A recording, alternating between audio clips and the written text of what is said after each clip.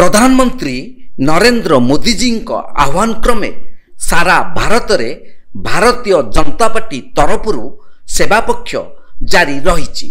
ब्रह्मपुर विधायक के अनिल कुमार नेतृत्व में गांधीनगर स्थित छाया सेलिब्रेशन ठारे एक मेगा रक्तदान शिविर अनुष्ठित होइतिला।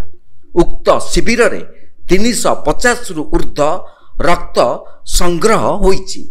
गंजाम जिलार रक्त अभाव दूर करिबा पई आगामी दिन में आहुरी अधिक शिविर आयोजन कराजिबो बोली ब्रह्मपुर विधायक कहिसंती।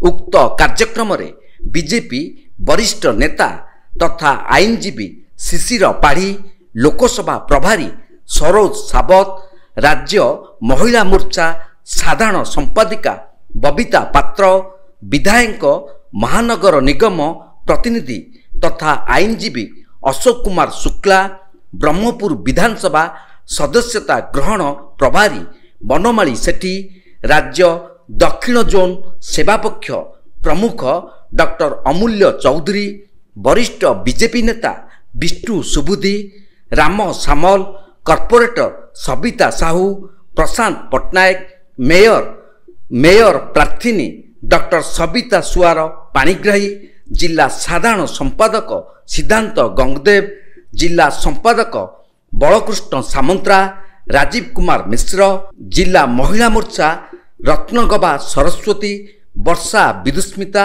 मनिता दास प्रदीप नायक, प्रणय महापात्र, प्रदीप मिश्र, शरद पट्टनायक, बद्री नायक, रंजीत पट्टनायक, राम मुरारी त्रिपाठी, संजय जेना, पतित गंतायत, प्रकाश नायडू, संदीप साहूंक बहु बीजेपी कार्यकर्ता जोगदे रक्तदाता मानू उत्साहित करथिले।